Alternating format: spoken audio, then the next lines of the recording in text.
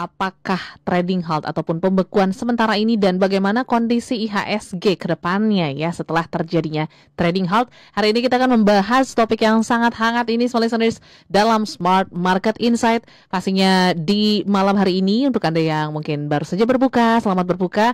Dan Audrey akan memandu siaran pada malam hari ini seperti biasa bersama dengan narasumber kita ada Mas Ryan Filbert. Selamat malam Mas Ryan. Ya, selamat malam Mbak Audrey, selamat malam pada seluruh smart listener dimanapun Anda berada.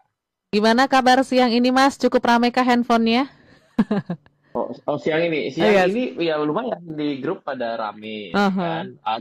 Sebenarnya nggak siang ya, tapi ya pas kejadiannya itu ya mulai pada resah lah ya. Mhm. Ya terutama pasti buat yang mungkin baru pertama kali mengalami, ya itu tuh yang paling khawatir kali ya. Kalau yang udah lewat dari pandemi, Mhm. waktu COVID kan kita sudah Pernah ya? 8 kali kalau nggak Ya. salah ya. Itu trading halt itu lebih nggak panik ya, tapi kalau Mhm. yang baru pasti ini yang panik. Waduh, ini apakah akhir dari zaman? Mungkin kayak gitu. Yes, ini mungkin akan menjadi perbincangan menarik karena tadi juga di grup beberapa grup juga ya yang Audrey tergabung juga ini menjadi wah kenapa nih gitu ya? Gimana ke depannya seperti apa? Nanti kita akan bahas. Tapi sebelumnya update market dulu Mas untuk seminggu ke belakang apa memang sudah mencirikan trading halt akan terjadi atau seperti apa? Silakan Mas Ryan. Ya, sebenarnya kalau kita pelajari dari pergerakan market indeks harga saham gabungan itu sudah ada ciri-ciri meninggalkan titik tertinggi di 13 Maret 2025 Hmm. sebenarnya kalau kita mau coba gini ya. Jadi ketika kita melihat kejadian hari ini, mungkin kita akan mencari sebuah alasan yang ada kenapa hari ini harus turun di atas 5% dan lumayan mengkhawatirkan. Kenapa bisa lumayan mengkhawatirkan? Karena kita sempat mencapai level 6.013. Jadi kita pada level yang mendekati titik psikologis di 6.000 gitu ya. Ya. Di tanggal 13 Maret kita ada di level 6.696. Lalu Mhm. besoknya turunnya mulai dalam, yaitu dari level 6.621 drop sampai dengan di level 6.516. Oke. Lalu perdagangan Senin kemarin itu kelihatannya kecil dan bisa saja ini pada lumayan banyak yang entry di hari Senin. Mhm. Kenapa? Karena secara pola harga ini terasa pada support gitu ya. Nah, hari ini bedul desa turun dan Mhm. ini juga dipimpin oleh pergerakan exitnya dana dari asing ya, Ya. yang exit dari bursa kita seperti itu, Mbak Audrey. Oke. Kalau untuk yang lain Mas, mungkin dari harga emas ataupun juga Hmm. cryptocurrency update-nya seperti apa Mas Ryan? Em, Mungkin gini, pertama Mhm. kalau mau kita bandingkan bursa ke bursa dulu ya, yang Oh, oke. kebetulan kan memang lagi seru ya. Ya, Jadi ya. bursa kita itu sebenarnya anjlok sendiri dari bursa se-Asia. Ini Oke. ya sesuatu yang Mhm. menarik ya. Di Singapura kita berada dalam teritori positif hampir 1%. Mhm. Vietnam juga, bahkan Cina mungkin tipis ya 0, sekian. Hong Kong Hang Seng 2% lebih naiknya, kita turun 6% sendiri gitu ya. Ya. Nah, itu menjadi catatan yang menarik, kita terjadi suatu anomali di sini gitu. Mhm. Nah, lalu kalau kita perhatikan dari market yang lain bagaimana nih? Dari market yang lain sebenarnya kalau kita ikut kripto, maka kita dapat lihat bahwa pergerakan kripto itu dalam teritori yang mulai berada dalam teritori positif sebenarnya. Mhm. Nah, kalau pergerakan harga emas, kita memang mungkin minggu lalu tuh jadi saksi sejarah tuh Mbak Audrey, karena waktu kita lagi siaran, emas itu mencapai level tertinggi gitu ya. Betul. Dan pada saat ini juga masih berada di kisaran yang tertinggi. Ini menjadi sesuatu tanda bahwa ada sesuatu ketidakstabilan eh, ekonomi juga secara dunia dan pada saat ini kembali mencetak rekor terbarunya di level Mhm. 3.029 US dollar per troy ounce per ketika kita siaran lagi. Ini kayaknya Oke. ciri-ciri kalau minta harga emas naik kita harus siaran lebih sering, Mbak Audrey. Karena Betul. waktu kemarin kita siaran, ketika siaran yang tertinggi, sekarang kita siaran Iya, tertinggi lagi. tertinggi lagi, Ini mungkin betul. mengikuti siaran kita kali harga emas. Yes, yes. Tapi Iya. cukup positif ya kalau dilihat dari emas dan juga cryptocurrency seperti itu. Jadi mungkin IHSG nih ya Mas ya, ataupun saham ya yang mungkin mengalami pendalaman di seminggu ke belakang. Tapi mungkin nanti kita akan perbanyak juga perbincangan terkait dengan trading halt. Ya seperti Mas Ryan katakan ya, mungkin ada yang merasakan pengalaman pertamanya trading halt gitu ya, panik dan lain sebagainya. Ditambah lagi ini Ya. benar-benar ada press release langsung gitu ya dari Bursa Efek Indonesia dengan terkait dengan pembekuan sementara, dan seperti apa mungkin pengalaman-pengalaman Indonesia melalui trading halt yang COVID-19 juga kita sudah sangat rasakan gitu ya Ya. gejolaknya. Nanti kita akan sambung semua listeners setelah yang satu ini. Jadi untuk Anda juga yang bertanya, deg-degan juga karena melihat beberapa isu-isu yang juga cukup apa ya panjang sepertinya gitu Mas Ryan. So mungkin kita buka dulu terkait dengan trading halt ini sebenarnya apa gitu ya, dan bagaimana pelaksanaannya bisa dilakukan, apa yang menjadi penyebabnya. Silakan Mas Ryan. Ya, jadi kalau kita sehari-hari itu sebenarnya perdagangan dihentikan itu yang terjadi adalah perdagangan dihentikan itu secara per saham ya. Hmm. Jadi bukan secara global marketnya nggak gerak. Ya. Kalau trading halt itu adalah yang terjadi adalah perdagangan bursanya dihentikan sementara. Mhm. Jadi kalau ada aturan ya itu direvisi di tahun 2020 ya pada saat pandemi pada saat itu ada namanya mekanisme baru dalam trading halt. Jadi ketika mencapai angka penurunan 5%, maka akan dihentikan 30 menit. Nah, ketika dihentikan 30 menit, dia akan dibuka kembali. Mhm. Itu. Nah, kalau misalnya turun 10%, kasih 30 menit lagi untuk trading halt. Oke. Tapi kalau mencapai level 15%, maka namanya adalah market suspend. Hmm. Kalau market suspend artinya adalah ya tidak dibuka lagi sampai perdagangan selanjutnya. Oke. Gitu ya. Jadi ini memang adalah suatu mekanisme yang mungkin kita sebenarnya setiap hari mengalami tapi nggak rasa karena Hmm. eh, disuspendnya itu per saham. Paham, betul. Ya, nah buat yang sudah melewati investasi saham ataupun trading saham di Indonesia lewat dari tahun 2020, Mhm. maka sudah pernah terjadi ya. Betul. Cukup sering kalau nggak salah itu ada beberapa kali, mungkin lima Mhm. enam kali kali ya. Lalu kalau dari tahun 2008, wah itu jangan ditanya tuh. Itu Hmm. lebih horor lagi Ya. gitu. Kalau kalau saat ini kan masih ada denyutnya ya. Yes. Artinya turun masih kembali ditutup lebih tinggi ya Mhm. kan. Nah, kalau ketika market pada tahun 2008 itu ya, Hmm. itu market dibuka dan diam. Ah, oke. Market dibuka langsung diam di paling Mhm. bawah. Jadi boleh dibilang semua serempak di bawah tanpa perlawanan. Hmm. Gitu. Ya, jadi kenapa ada yang namanya trading halt ya? Sebenarnya mau menghindari dari pihak-pihak yang ikut-ikutan, tapi Ya, sebenarnya dia tidak tahu dengan apa yang terjadi, terjadi tapi betul. dia ikut untuk Yes. melakukan aksi aksi transaksi baik beli maupun jual. Yang lebih dikhawatirkan adalah yang menjual secara panik ya. Ya. Nah, kalau yang jual secara panik kan dia mungkin tidak dalam keadaan untung, Mhm. tidak dalam keputusan yang rasional, tapi dia kadang ngelihat marketnya begitu parah di bagi dia gitu ya.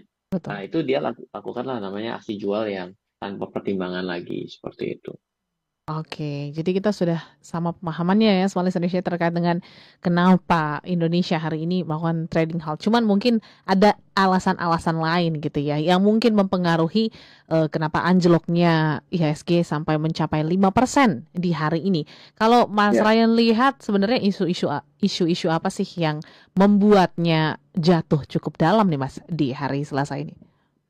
Iya, jadi kalau saya pribadi sebenarnya ngelihat penurunan itu saya buka tadi pagi ya Mhm. sebelum terjadi, tapi memang sudah kelihatan tekanannya. Oke. Lalu juga perdagangan kemarin kalau kita lihat itu sebenarnya cukup struggling antara buyer dan seller tuh Mhm. kelihatan sekali. Kenapa? Karena berada di area yang rendah secara hariannya. Lalu juga ada upper shadow and lower shadow kalau dalam bahasa technical trading. Maka sebenarnya kemarin terasa cukup aman meskipun sudah 3 hari mengalami penurunan. Nah, jujur saja ketika hari ini ada tekanan begitu besar, yang perlu kita lihat di sini kan money outflow-nya terjadinya lebih kepada net foreign sale ya. Oke. Ya. Jadi ini sebenarnya aksi jual ini lebih diakibatkan karena perspektif dari luar negeri Mhm. atau uang yang didefinisikan sebagai uang luar negeri terhadap market kita. Ya. Ya, jadi kalau saya lihat di sini adalah suatu keputusan ya dari foreigner, dan kalau kita lihat secara satu minggu pun memang net foreign sale di market kita, baik di reguler, negosiasi dan tunai itu 3,74 T. Hmm, Dan dalam satu bulan sebenarnya memang sudah terjadi money outflow sebesar 17,49 triliun. oke. Jadi memang mungkin terasa gongnya ya. Nah, Hmm, kenapa ada gongnya di sini? Kalau kita mau cari sebab teknikal tadi kita udah sebutkan, kalau kita lihat dari makro dan fundamental kan segala sesuatunya mungkin adalah beberapa mungkin yang kita lihat ya, ya. mungkin dari ini baru desas-desus, tapi kan Mhm. sudah dinyatakan juga Ibu Sri Mulyani mengundurkan Mundur diri katanya ya. kan, Mhm. ya kan? Mungkin kekhawatiran ya, karena Ya, kan, wah, siapa lagi yang mau jadi Menteri Keuangan? Kenapa sampai mengundurkan diri? Itu kan betul. jadi spekulasi, Mhm. gitu. Tapi kan, ya itu kalau sampai at the end terjadi, maka ya kita bisa mencocokologikan lah bahwa hari ini mungkin akibat itu ya. Mhm. Mungkin. Ya. Saya berharap sih enggak. Saya Mhm. berharap sih enggak. Berarti ada kondisi perekonomian yang agak sedikit lumayan, agak sedikit lumayan apaan sih? Ya sesuatu yang memang mungkin perlu kita kita sadari dan kita akui lah Ya. bahwa memang ada fase-fase tertentu yang penuh tantangan lah gitu Mhm. ya. Nah, tapi kalau saya mau ambil perspektif perspektif lain, saya jadi ngeh bahwa bisa saja ini ada perspektif yang sama oleh banyak pihak. Mhm. Itu adalah karena efek libur panjang. Libur panjang. Oke. Kenapa? Karena dalam keadaan libur panjang ini kan tidak semua market tutup. Mhm. Nah, ketika tidak semua market tutup, akan sangat banyak yang terjadi loh. Ini jangan lupa, kita benar-benar seperti seperti loss dalam berapa ya? 20 dinyatakan libur kan 20 berapa saya lupa tuh. Ya. Sampai tanggalnya tanggal 7 kan gitu ya. Berarti ada sangat banyak hari tidak libur yang akan terjadi di tempat lain, maka akan menjadi adjustment yang begitu panjang Mhm. untuk negara kita. Oke. Dan memang mungkin juga kekhawatirannya bukan datang dari Indonesia, tapi mungkin kekhawatiran contoh dari Amerika. Mhm. Nah, Ya. para pelaku pasar yang luar negeri ini khawatir akan ada banyak sekali pengumuman yang terjadi dari nanti kita libur sampai nanti kita buka lagi, yang Hmm. akan teradjust ke market kita.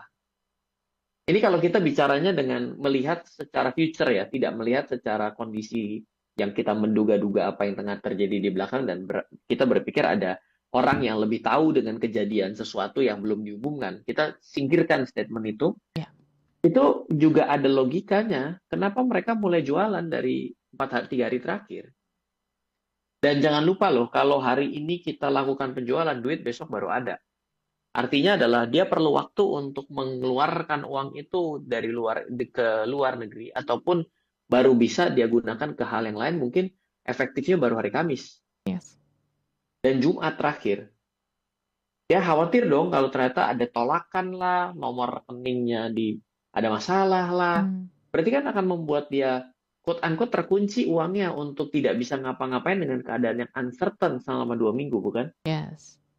Ya, berarti dari saya sih apa ya, tiba-tiba bicara begini karena tadi siang gitu Mhm. ya, mama saya juga hubungin saya. Udah dicariin belum portofolionya? Oh iya ya. Oke. Wah, berarti tinggal besok nih. Ya. Kalau nggak keburu loh uangnya mau dipakai gitu. Saya tuh jadi, oh iya berarti saya mengalami masalah dan kekhawatiran yang sama gitu. Apalagi yang dalam keadaan kebetulan mama saya reksadana pasar uang ya, Mhm. ya kan sesuatu yang aman Aman. gitu ya. Tapi kalau yang dalam saham dan ternyata mungkin dia tidak menginginkan suatu fluktuasi akibat market tutup, akan ada adjustment pada saat buka. Mhm. Saya rasa alasan yang dilakukan dengan panjangnya libur ini menjadi suatu pertimbangan. Dan ini boleh di riset lebih jauh dengan statement saya ini, apakah betul bahwa setiap mau libur panjang kita juga terjadi aksi seperti ini. Ya. Mungkin tidak terasa Mhm. karena bercampur, tapi ketika kondisi ini menjadi kalau saya tidak salah juga ini adalah libur yang terpanjang ya kayaknya Ya, ya dari yang betul. pernah terjadi Heeh. sebelumnya kan, Mhm. ya kan? Libur terpanjang dan juga ketidakpastian yang paling terasa. Ini kan sebenarnya suatu combo yang menarik, benar nggak sih? Betul.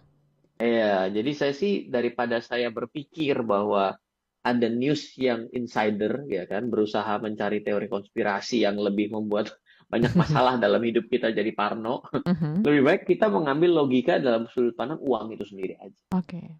Yes, yes, yes, yes.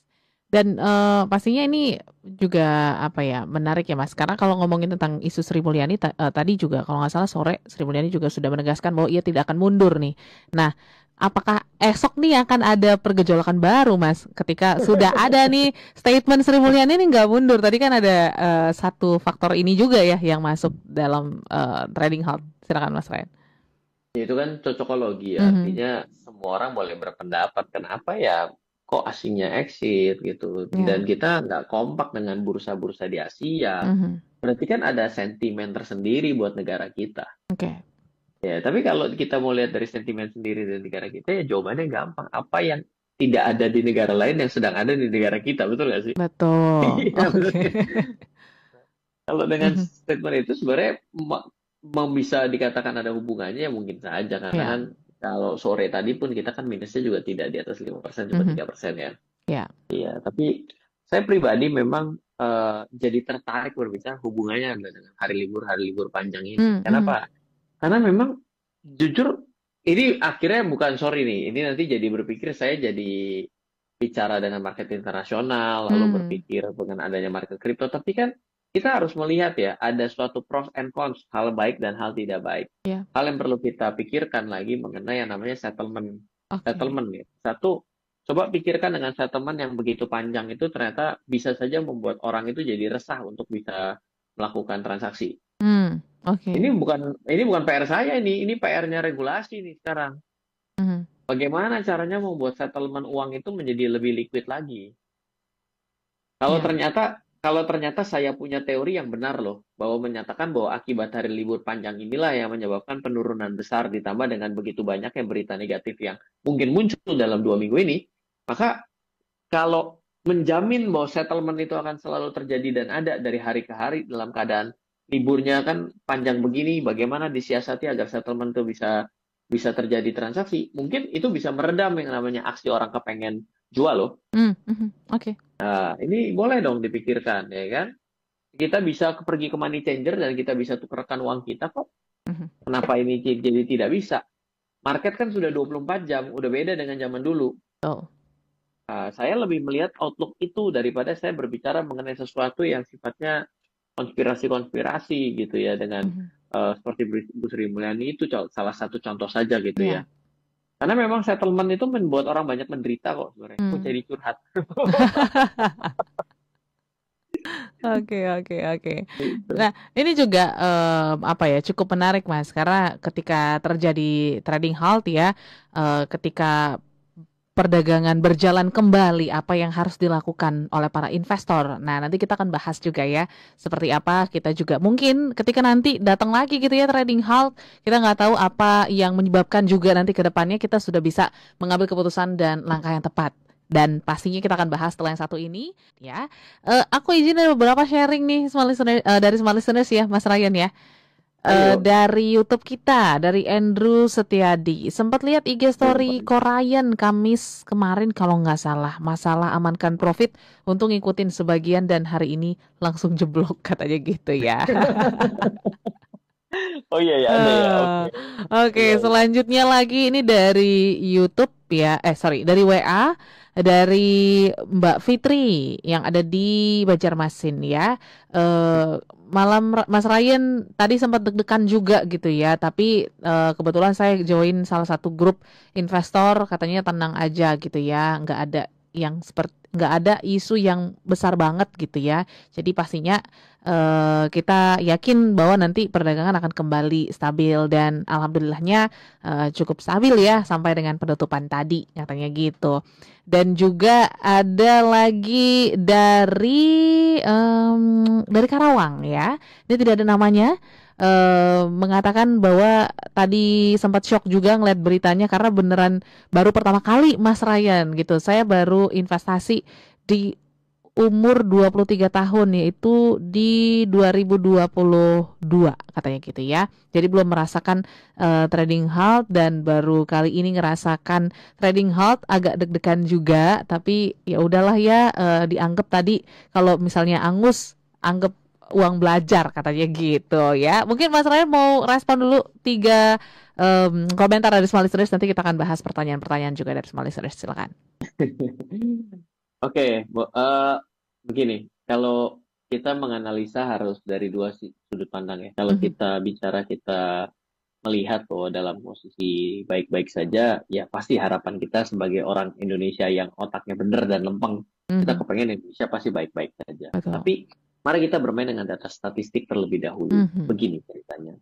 Eh, Tahun 2025, pasar saham Indonesia, pasar modal kita, ya, dan saham-sahamnya perlu kita renungkan sebenarnya apa yang sedang terjadi sebenarnya. oke, Gak apa-apa ya, harus ya. sedikit ada pengimbang nih. Kalau Mhm, ada yang memberi penguat tidak kenapa-napa, betul, saya juga berharap nggak kenapa-napa. Tapi angka berkata tidak. mhm, Kenapa begini?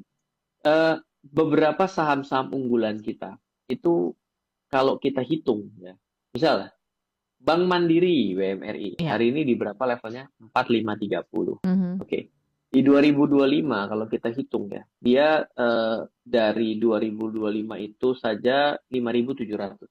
mhm, Ya, dari titik tertinggi yang terjadi 7.550. oke, Jadi kalau kita lihat saham unggulan dan sudah saham besar pun itu saat ini sudah berkurang nilainya 30 sekian persen mhm, Bank Mandiri ya. Sekarang kita coba cari bank lain yang oke, memang menarik untuk saya ambil. Kenapa bank semua? Nanti saya akan ceritakan iya, selanjutnya. oke, Bank Rakyat Indonesia, kita bisa lihat bahwa BRI itu level 6.450 mhm, tertingginya. Lalu lalu ada tertinggi di tahun 2024 di 5.550 dan pada hari ini berada di level 3.680. iya, Berapa persen? Hampir separuh. betul. Mau yang lebih seru? Kita Yang ambil yang ekstrim. Oke, bank lain, ya. oke, Bank Tabungan Negara, ya, ya, BBTN.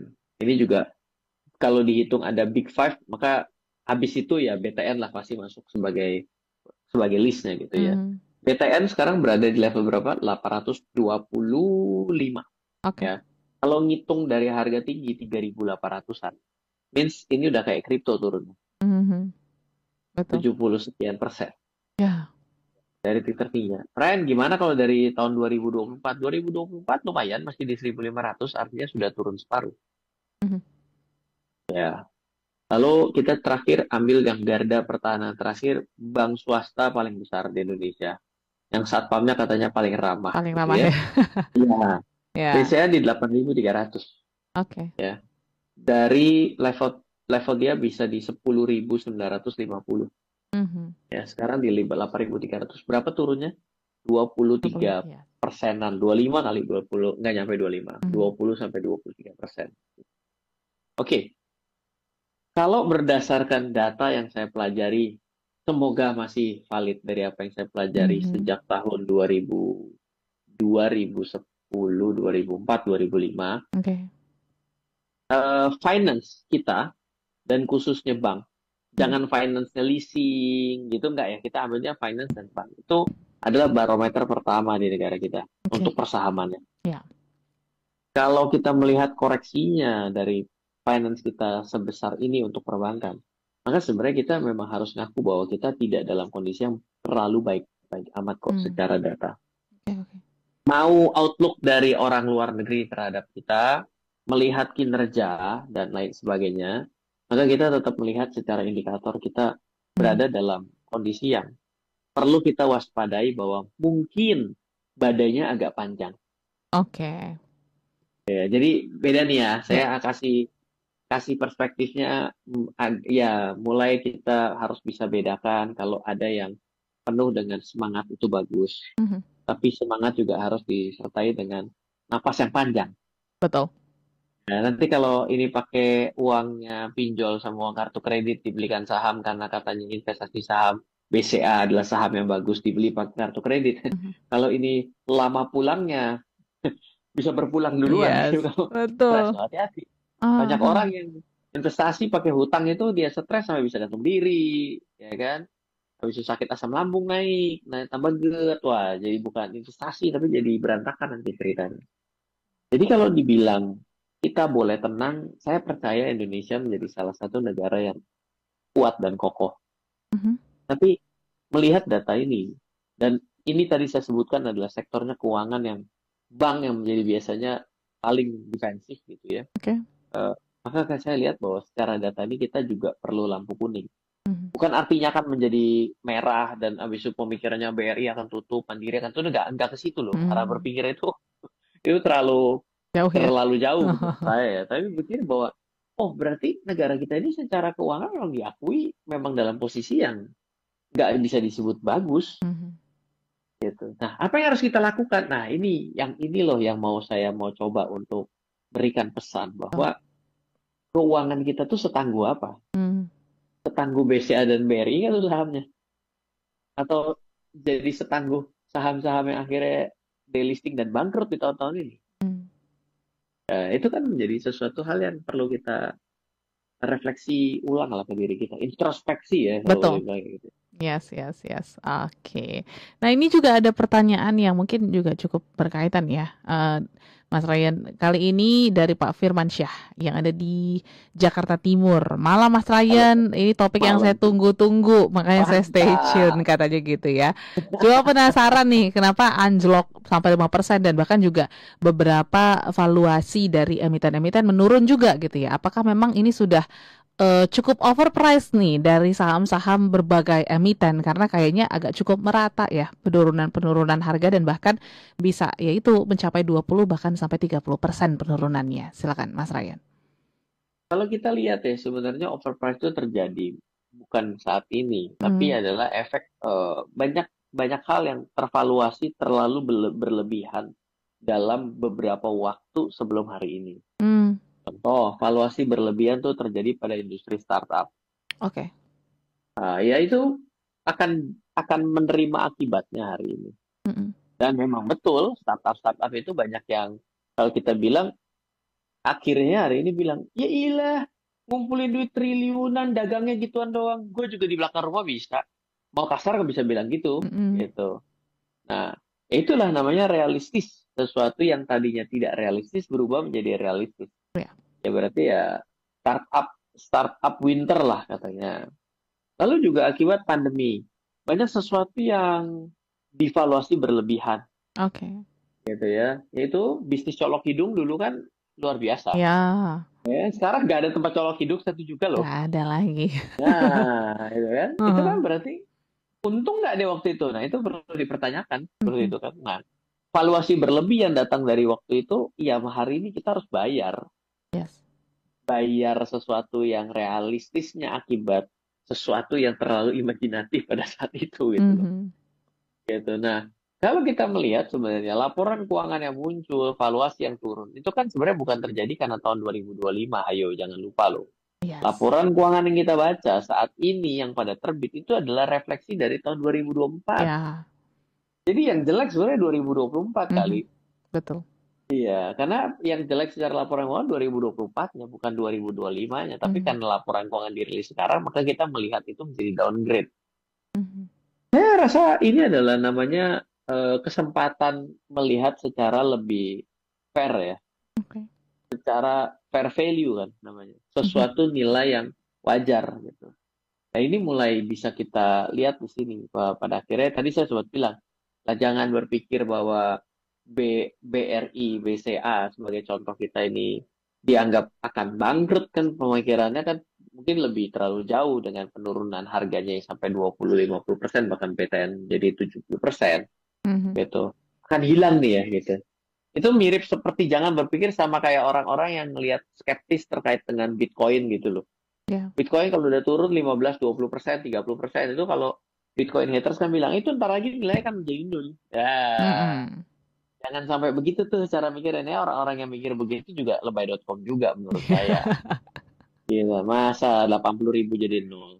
Betul, betul, betul. Lama kali prosesnya nggak bisa langsung juga kalau sampai nol juga. Tapi lihat utilisasinya, lihat juga apakah perusahaannya masih bekerja, kita juga masih nabung di BCA, Mhm. kita juga masih lihat BRI lagi ada bikin program Brimo, masih ada Betul. Mandiri Livin, makin hari makin canggih, bikin Mandiri Kopra dan lain sebagainya, kembali memikirkan sebuah inovasi untuk semakin agile dengan perkembangan financial teknologi yang hari ini ada di sekitar kita. Ya berarti kan bisnisnya jalan.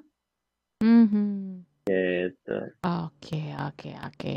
Jadi menjawab ya Pak Firmansyah ya, dan pastinya ini ya menjadi momen evaluasi juga untuk kita ya, small listeners, akan saham-saham yang kita pegang. Nanti kita akan bahas bagaimana tips and triknya untuk menghadapi trading halt dan juga apa yang harus kita lakukan ya Mas di momen-momen yang mungkin ini menjadi ya tadi momen introspeksi diri kita dan juga mungkin kondisi finance ataupun keuangan negara Indonesia melihatnya seperti apa. Selain satu ini, untuk Anda juga yang bergabung, ada juga yang dari Hong Kong nih, jauh-jauh mendengarkan juga. Selamat malam ya, Keren. Malam dari Hong Kong. Husnul 002 Channel, katanya gitu ya. Ya. Nanti kita akan bahas lagi beberapa pertanyaan kalau sempat. Tetaplah bersama kami dalam Smart Market Insight.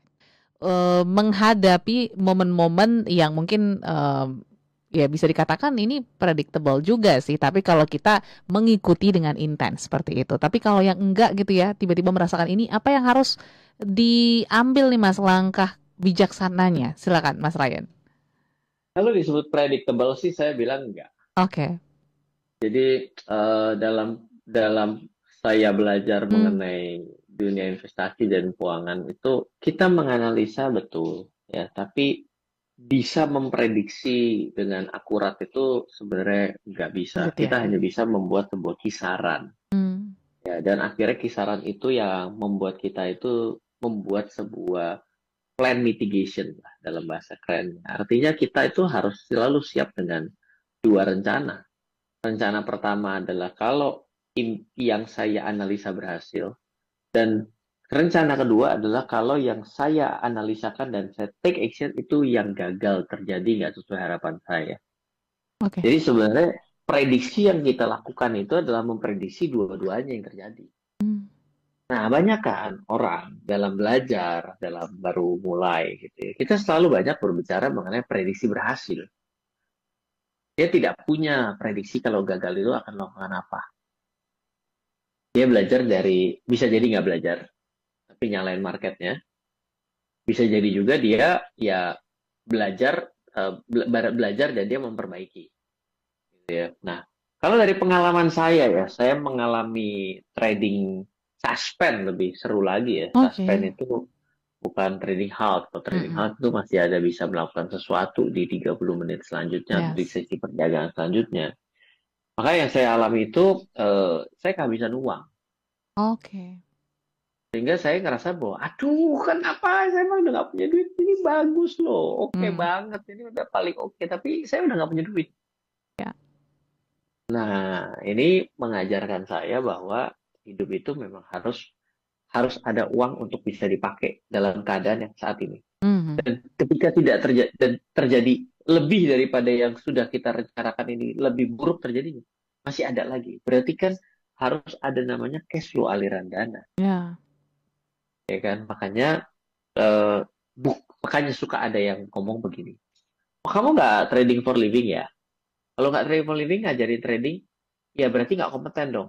Mhm. Nah, pemikiran inilah yang sebenarnya salah, ya Oke. kan? Kenapa? Orang dagang ya. Kalau orang dagang makin hari makin berkembang, pastinya dia nggak dagang cuma satu. Tuh, nambah ya. Ya dong, ada Ya. orang jualan di TC Mangga 2, kiosnya satu, jualan baju anak. Sukses. Dia mungkin bikin cabang, bikin baju Betul. anak lagi. Bisa jadi. Mhm. Tapi bisa jadi dia mendiversifikasi. Baju anak, baju orang dewasa, cowok. Betul. Ambil lagi baju orang dewasa, cewek. Mundur lagi ke belakang, bikin baju tematis khusus, khusus coat atau baju hangat. Mhm. Ya kan? Ya. Lagi bikin ke atas butik, ya kan, untuk yang wedding. Ini diversifikasi loh. Mhm. Apakah kita bisa bilang, pokoknya kalau kamu tuh kagak jualan cuma satu baju anak, ya berarti emang kamu nggak bisa jadi pedagang baju, kan nggak mungkin begitu cara bicaranya. Mhm. Jadi em, yang saya coba pelajari itu adalah bagaimana agar ketika kita melihat market dari yang saat ini kita anggap sudah rasional harganya dan fair, tapi kita nggak punya duit juga, ya percuma, tinggal ngowoh aja. Oh, kenapa ya saya nggak bisa beli? Nah, jadi memang kembali lagi, ada arus uang yang memang kita harus siap. Ya, ketika memang saat ini kita lihat, wah, valuasi jadi menarik sekali ya saham ini ya. Ini sih udah oke banget. Harusnya kan begini nih, harusnya begini. Oke. Kalau kita beli, katakan gini, kita anggap gini dulu deh. Tadi saham apa yang kita bahas? Paham BCA. perbankan ya, betul. Saham BCA.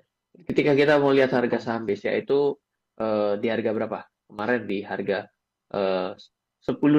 Okay. Wah, udah cukup bagus valuasinya pada saat itu. Kita masuk dengan harga kita punya uang 1 juta, kita taruh.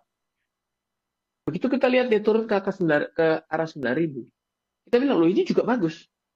Harusnya kalau 10.000 aja yakin 1 juta.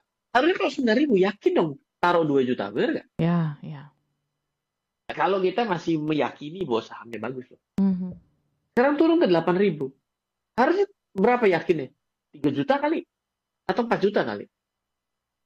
Yang terjadi kan terbalik. Makin turun, makin nggak punya duit.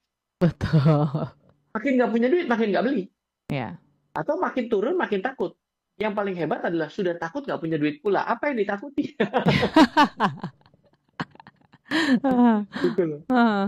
Jadi ketakutan berlebih cuma buat stres. Buat apa? Kalau ternyata lupa ini turun, saya udah nggak punya duit lagi loh. Kan pilihan cuma 2. Kamu nggak kuat kibarkan bendera putih, silakan dijual. Berarti menganggap bahwa memang pertandingan sudah selesai. Atau ya kalau memang merasa masih punya kemampuan, ya silakan. Tapi kalau udah takut tapi juga nggak punya duit, terus nggak mau jual, nah ini kan sebenarnya masalah yang dibuat sendiri untuk tetap khawatir. Oke. Iya nggak sih? Iya. Sudah takut, nggak punya duit, nggak mau jual.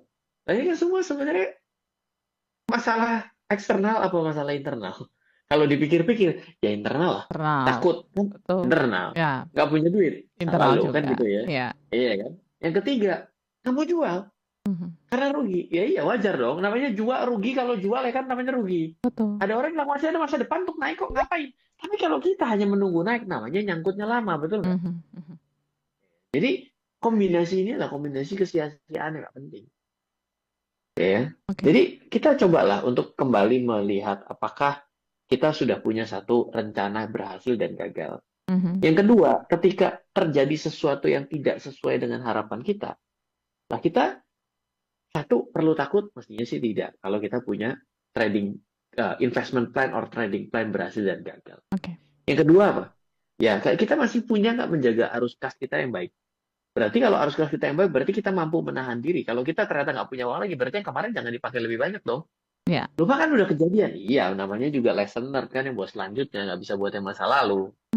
Terus semua orang bisa pergi mesin waktunya Doraemon, mas semua, waduh, mantep banget tuh, jadi hebat banget ya kan, nggak pernah salah, nggak pernah gagal.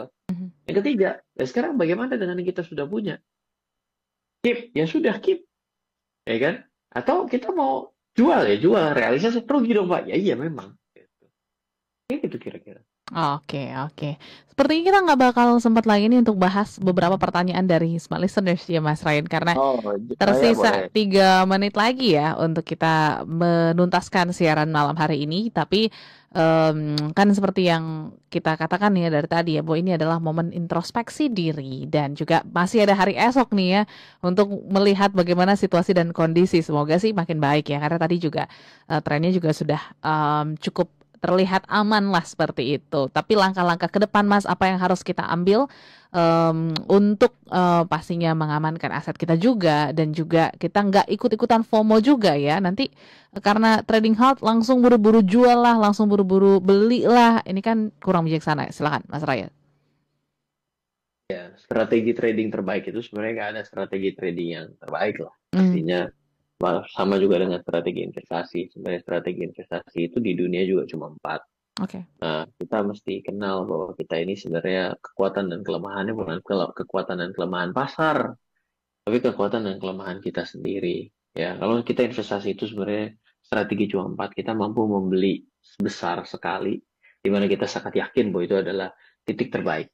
Ya, Pak Lo Keng Hong jadi punya duit banyak juga karena strategi ini sebenarnya. Lamsam namanya. Yang kedua adalah dollar cost average. Dollar cost average itulah metode yang kita beli berkali-kali tanpa kita pernah tahu naik dan turun. Ya. Ya.